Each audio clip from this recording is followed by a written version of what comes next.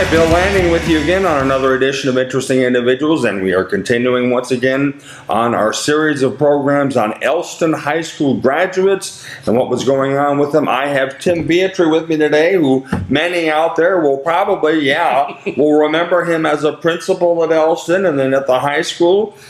Tim is my guest today, and we're going to carry the ball ourselves. Tim, what year did you graduate? I graduated in 1963. 1963 from Elston. Well, let's talk about teachers and classes that stand out. The amazing thing to me, of course, when I went to Elston, I started at Elston Junior High School because I graduated 8th grade in Long Beach, and my first experience then at the big school was the junior high, and that was the biggest culture shock to me because Long Beach School was so tiny and so open, and there were windows everywhere, and you looked out the windows and you saw a golf course and trees and grass.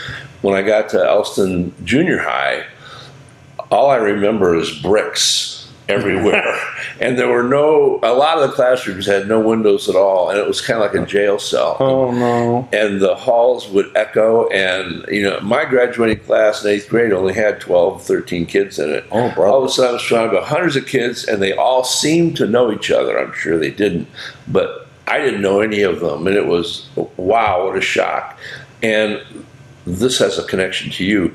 The very first class I walked into in 9th grade at the junior high was a geography class, and it was like I described, all brick, and this teacher was sitting up in front, and he looked kind of stern, and he got up, and when he spoke, it was kind of like that Dr. Love's Traveling Salvation show. Okay.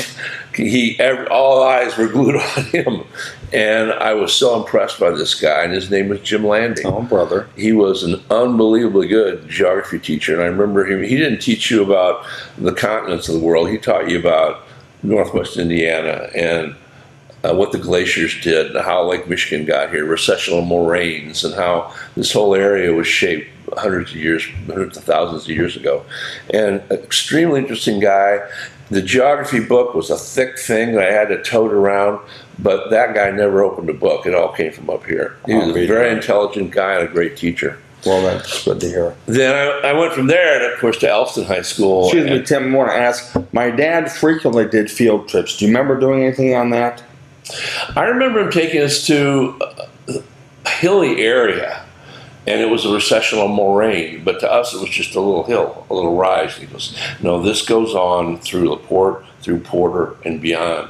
And it was hard to visualize then, but with him describing it, it came to you. I'll be darned. Great guy. Glad to hear. And then I went to Elston High School, and of course the transition to Elston High School is nothing once you'd been to the junior high, because it's just a bigger version of what you had. But had great teachers there, Del Lonzo. Sure. I'm going to mention names just quickly. I know I'll forget somebody, but I remember Del, great teacher. George Hulkran, unbelievable chemistry teacher. Can I step back on Del Lonzo? My Sure. dad told me this because, of course, he knew Lonzo. I believe Lonzo served in the Second World War. He did. And didn't he meet his wife over there, and they got married and came over here, or he brought her over here and they got married? Yeah, she was English. Sure. He met her there and brought her back here. And Del had some great stories. One of the things Del said that has stuck with me through the years, and I sometimes claim it as my own, but it's plagiarism, is he said that service is the rent you pay for the space you take up here on Earth, and everyone should provide service back. And I've always remembered that, and I've always lived by that. So my whole career, really, once out of high school, I went to the military and served there. When I got out of there, I served as a teacher, then as an administrator. Then I served as a member of city council. So my whole life has been one of service to others, and I give that credit to Del. Excuse me, what branch of the service were you in? I was in the Air Force. Air Force, did you go abroad or were you here? I did not. And can I tell another short story about how that happened? When I graduated in 1963, My dad, the day after I graduated, came to me in the living room and said, "What are you going to do next year, Tim?" And I said, "Well, I don't know. All my friends are going to college, so I guess I'm going to go to college." He goes, "Well, do you know where you're going to go?" And I said, "Well, not right now." And he goes, "Well, do you know what you're going to study?" And I went, "Not right now." And he goes, "Well, then you're not going to college. You're going to go in the military. You pick it: Air Force, Army, Navy, Marines." And he served in World War II as a pilot, a B-29 pilot in the Pacific.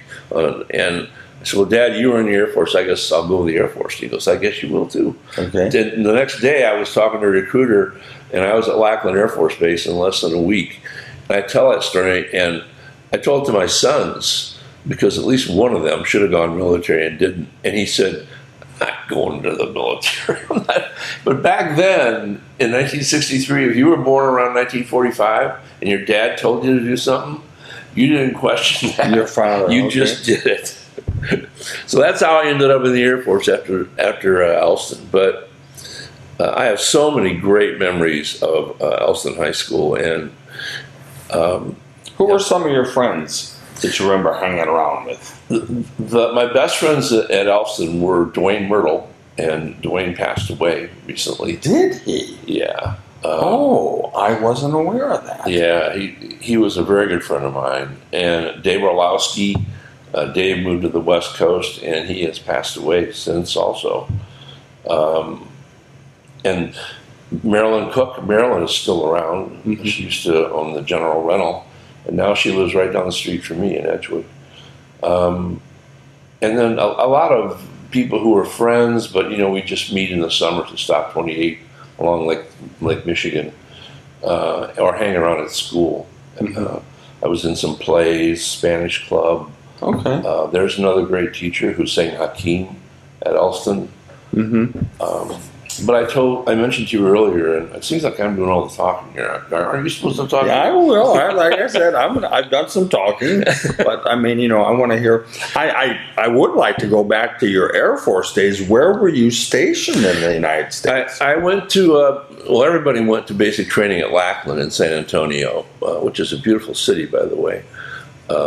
And I went from there to Greenville Air Force Base in Greenville, Mississippi, to learn technical training as a personnel specialist.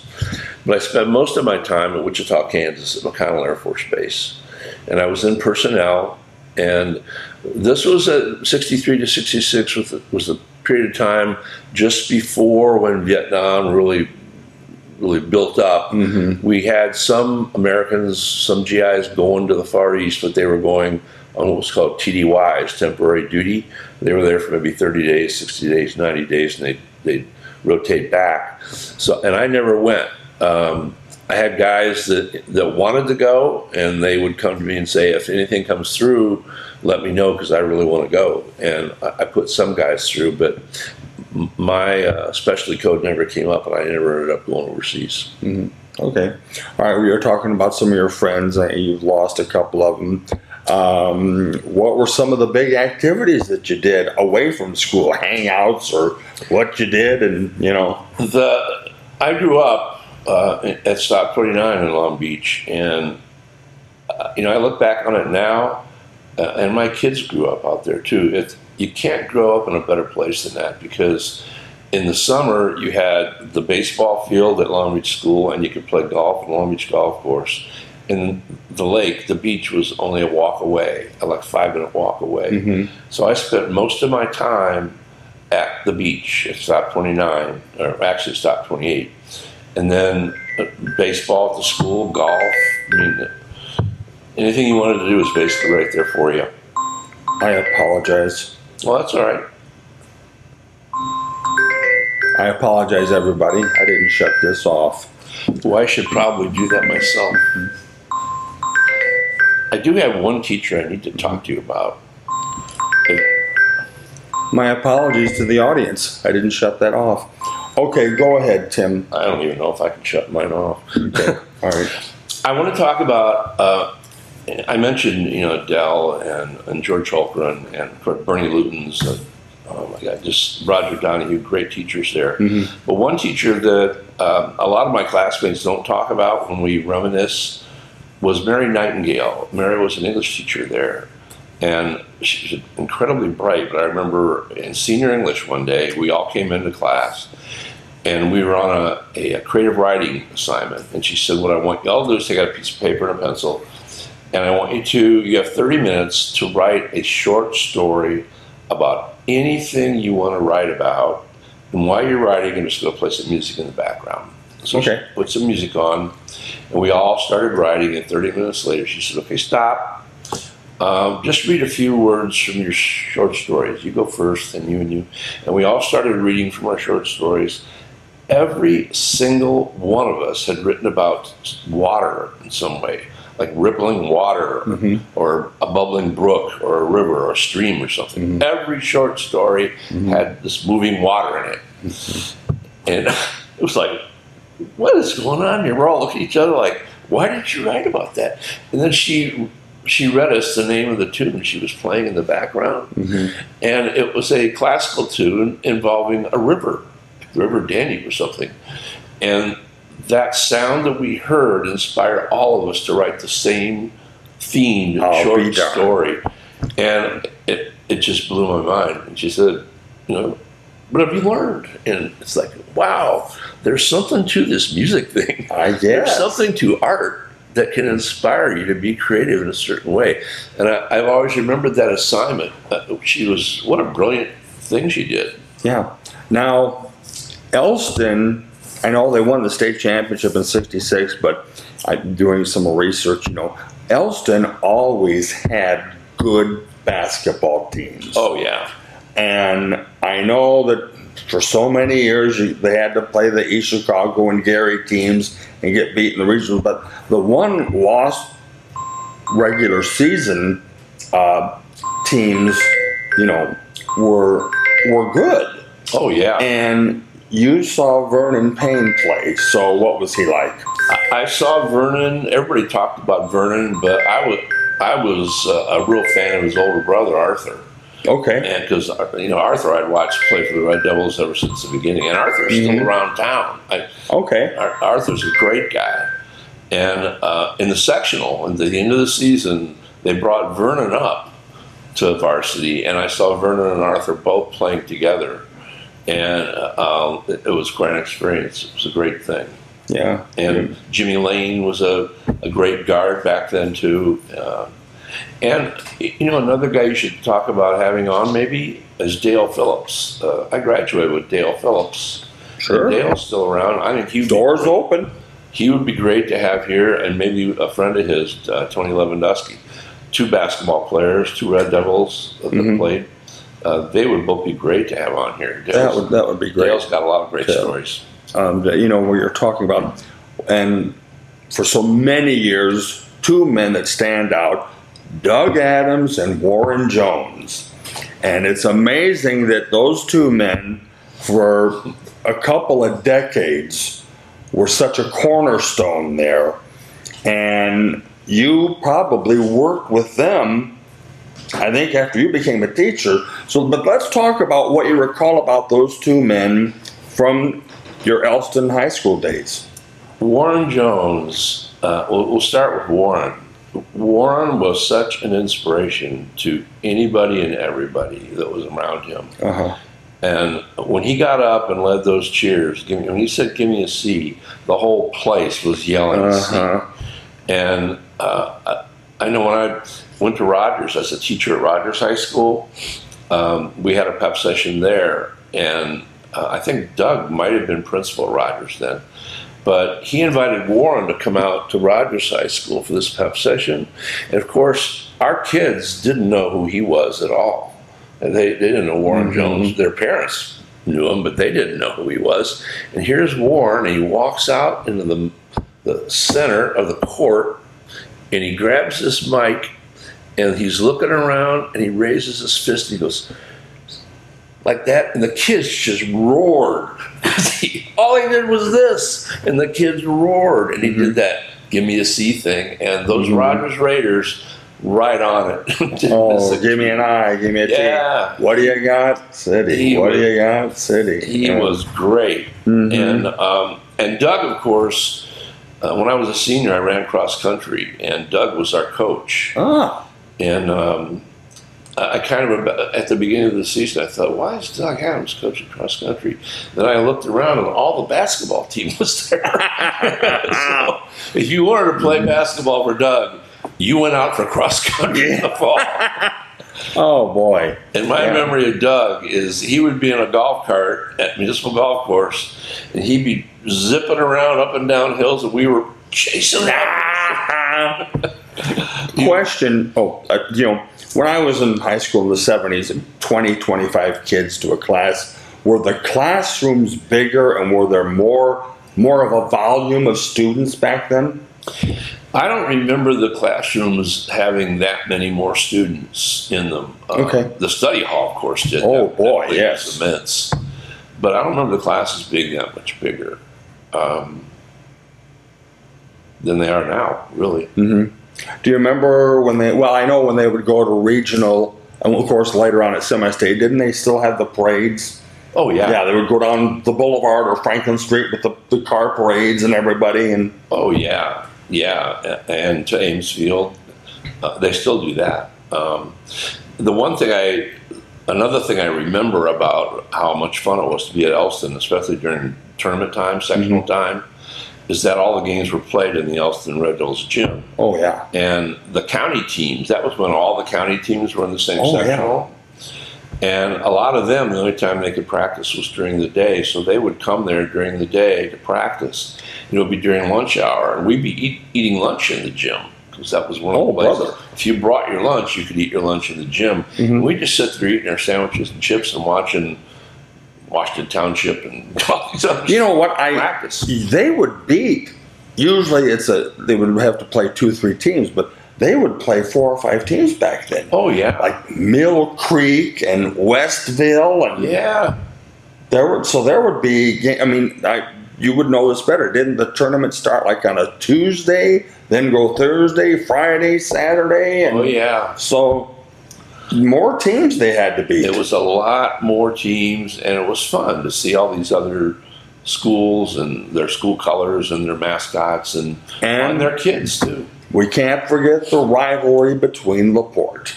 Those that have been around the last 40 years just remember Rogers and Elston, but that's not the way it was. Back then, it was LaPorte. It was slice those slicers. Mm-hmm. Yeah, that was a great rivalry. It still is, actually, between Michigan City and LaPorte. But as I get older, I recognize that that's really a brother-sister community for us. As they go, we go. As we go, they go. Mm-hmm. And I have so many friends from there now, and I have so much respect for that city and for the leadership of that city.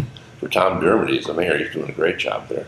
Yeah. But back then, yeah, we would try to steal into the school. We'd try to sneak into their school during the day and take something. There used to be a traveling trophy. We'd try to bring that back to here. Mm-hmm. They would sneak into Elston and let a pig go in the hallway and scoot out. Oh, my heavens. Oh, it was hilarious. That I haven't heard. I had some great fun. I just know that they,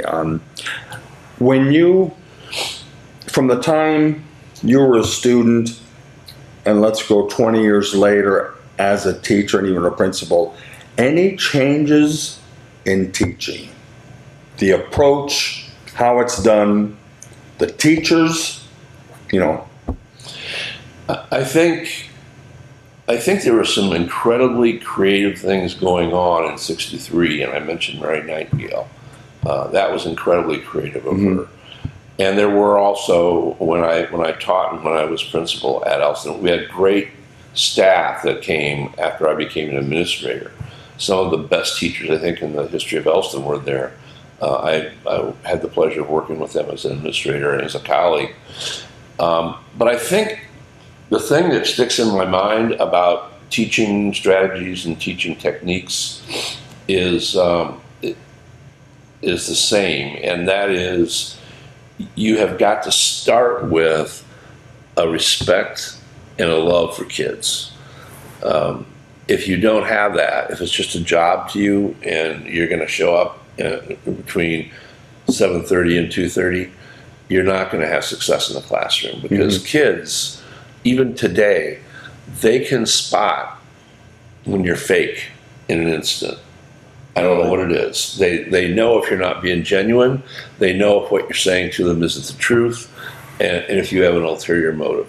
If you're genuine and they know that, and they know you like them, and they know you respect them, you can teach them anything. They're with you. They're on the same page. Yeah. But if you're not, you're going to struggle. And when I became an administrator, that was never more clear than then, because we had discipline referrals that would come to the office, and they would always come from the same 7 or 8, 9 teachers who were there just putting in time. The best teachers in that school, they might write a discipline referral once every 3 months. Yeah. They never had a problem. We're moving away from the high school, but I want to get your opinion on a principal. As a principal, you've got endless duties. You got tons of paperwork. You got budgets to deal with. The school board, students, teachers, parents, coaches, graduation, homecoming queen, and I'll shut up now. But so, how do you become a successful principal? Well, the most important thing, quality of successful principals, is that you just look at the people who are around them. If you don't have an excellent athletic director, you're going to struggle with what you just mentioned, coaches and parents constantly. And that goes for band too. Nothing's worse than irate band member parents. They are difficult to deal with. And then you don't have an athletic director in the middle. And if you don't have a great secretarial staff, and a great food staff, and a great custodial staff, and great department heads in math, science, social studies, then you're going to struggle. The little things will gobble you up. If you have a great staff, the little things are taken care of. They never even reach your desk. You never reach your desk? No. Okay. So it's the people that surround you. All right. You mentioned Del Alonzo doing something, saying something that stuck in your mind, and you mentioned Mary Nightingale. Yeah. Other than that, anything else that you can think of that carried over into your adult life from Elston? Well, I guess I'd have to mention Hussein Hakim. Okay. What a great guy, a great person. And it was only after I graduated that I didn't realize that he wasn't Spanish. I thought he was Spanish from Mexico. Of course he wasn't. But the other person I think is George Holcomb, the chemistry teacher. Okay. Because I took chemistry with him, 2 years of chemistry, and then I mentioned I went into the Air Force out of high school, came back out of the Air Force 4 years later, went to Purdue, and tested out of a semester of chemistry just because of what I learned from George Holcomb when I was at Elston High School. And it stuck with me 4 years later. I'll be darned. So that guy knew what he was doing. He was an excellent teacher. And that's something that had an impact on me later in life. But I think beyond that, it's the whole experience of Elston High School. I didn't know anything before I got there. Yeah. I was a kid who wasn't really outgoing, was very introverted. Yeah. I came from a school that was almost 100% white Anglo-Saxon Protestant, and I got thrown into this big conglomeration of exciting people, and they're all running around doing crazy things. And some looked like me, some didn't, but we were all friends. I became great friends with all these kids, and I think that taught me lessons in life. That plus the military, which is the great equalizer, that has stuck with me the rest of my life. And that certain geography teacher comes into your mind once in a while too. Geography teacher. Yeah. All right. Where'd you get that shirt? I can't remember who the person was, but when I was member of city council, we were honoring this person who had an Elston heritage, and somebody bought these shirts for all the members of city council. Okay. So all 9 of us wore this shirt, and that was 8 years ago, 6 years ago, somewhere around there. And I kept it. It was an extra large back then, and it fit me great. But I'm a bigger man than I was then, girth-wise. So it's a little tight now. A little tight now. Okay. Go City. Go City. Tim Bietry, thank you so much for being my guest. It's been a pleasure having on you. We really covered a lot of ground. Thank you. Thank you very much. All right, and we hope to have more people from Elston to be on the show. That's addition of information. I'm sober. Of interesting individuals. I'm Bill Landing. We'll see you again soon, hopefully.